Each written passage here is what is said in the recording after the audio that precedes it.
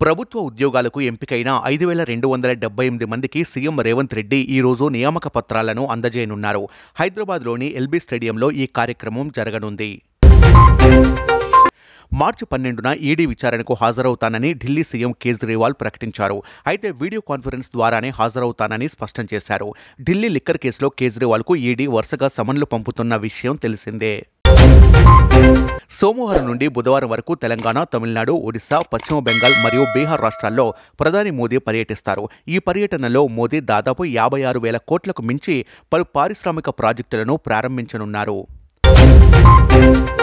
మాజీ ఎంపీ ఆనంద్ మోహన్కు విధించిన శిక్షను సవాల్ చేస్తూ దాఖలైన పిటిషన్పై సుప్రీంకోర్టు ఈరోజు విచారణ చేపట్టనుంది.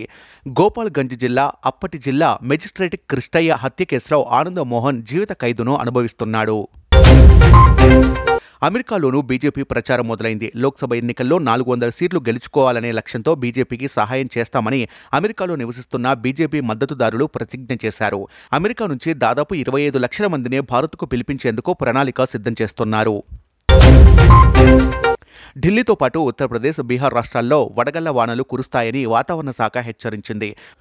ప్రజలు అప్రమత్తంగా ఉండాలని ఆ రాష్ట్ర ప్రభుత్వాలు ప్రజల్ని అలర్ట్ చేశాయి.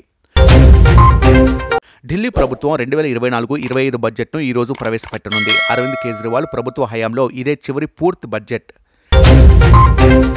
రంగారెడ్డి జిల్లాలో అత్యంత దారుణం చోటు చేసుకుంది. అప్పుల బాధ తాళలేక ఓ తండ్రి తన 3 పిల్లల్ని చంపి తాను ఆత్మహత్య చేసుకున్నాడు. శంకర్పల్లి మండలం టంగుటూరులో ఈ దారుణం చోటు చేసుకుంది. ఉమెన్స్ ప్రీమియర్ లీగ్ 10వ మ్యాచ్లో ఢిల్లీ క్యాపిటల్స్ గుజరాత్ జైంట్స్ను 25 పరుగుల తేడాతో ఓడించింది. ఈ సీజన్లో ఢిల్లీ 3వ విజయాన్ని అందుకుంది.